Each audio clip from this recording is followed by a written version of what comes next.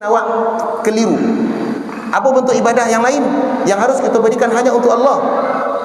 Bahwasanya seperti ibadah sembelihan, memotong jawi, memotong kambing atau memotong ayam, segala bentuk binatang yang disembelih hanya diberikan untuk siapa?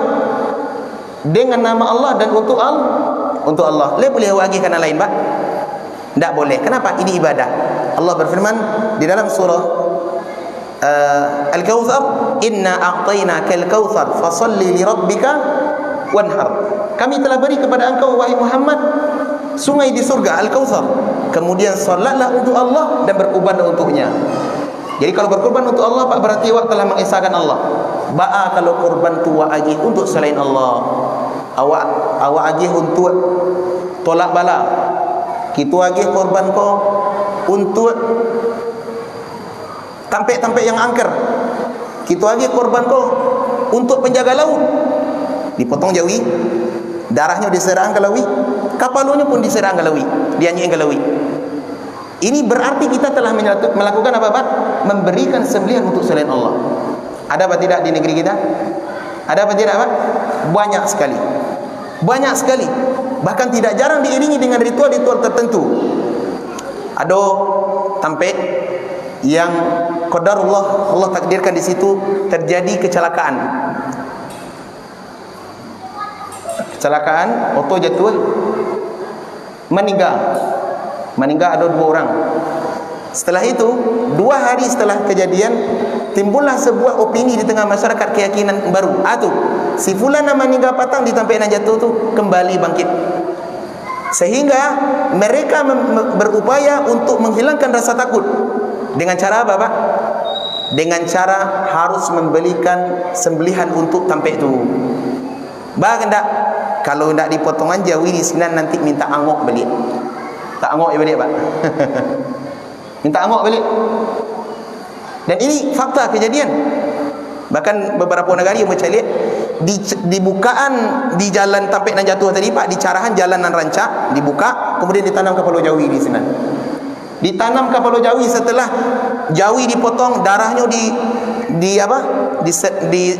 disebarkan di sepanjang jalan, kemudian kepalanya ditanam di tempat yang dianggap angker. Apakah perbuatan ini benar? Tidak. Inilah yang disebut oleh para ulama dengan kesyirikan. Kenapa? Karena sembelihan hanya untuk Allah.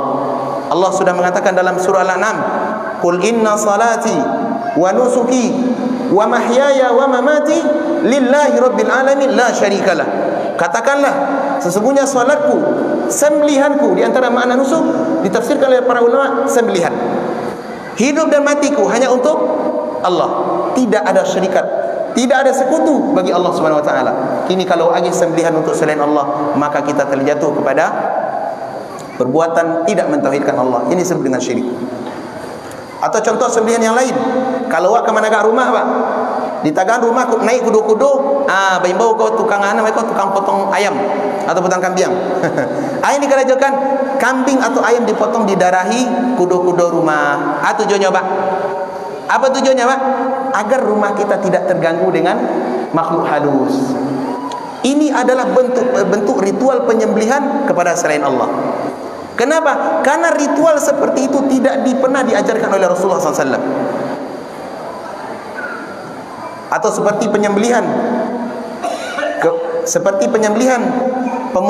memotong ayam dengan tradisi bedah ayam namanya. Tradisi apa, Pak? Bedah ayam. Dan ini banyak di masyarakat kita yang dilakukan untuk mendeteksi penyakit. Mendeteksi apa, Pak? Penyakit. Payah awak datangkanlah katanya ke para tukang normal, paranormal namanya, Pak. Urang santiang kalau di negara awak namanya. Para dukun. Pai ke situ mencari penyakit dengan bedah ayam. Dan ini banyak terjadi di masyarakat kita. Mereka menyembelih dengan ritual tertentu. Lainnya baca lu bismillah di awal, Pak. Tapi setelah itu ada kalimat-kalimat atau bahasa yang kita tidak faham. Cuba cari, Pak. Mungkinkah kita bisa seseorang mencari penyakit dengan membedah ayam? Yang mana organ tubuh kita tidak sama dengan organ tubuh ayam. Tidak sama, Pak, organ tubuh ayam. Tidak sama, Pak. Tidak sama. Tetapi justru ini dilakukan oleh sebahagian kaum muslimin. Kalau sakit nanti apa? Paranormal, dukun, dan ini adalah bentuk penyembelihan kepada selain Allah.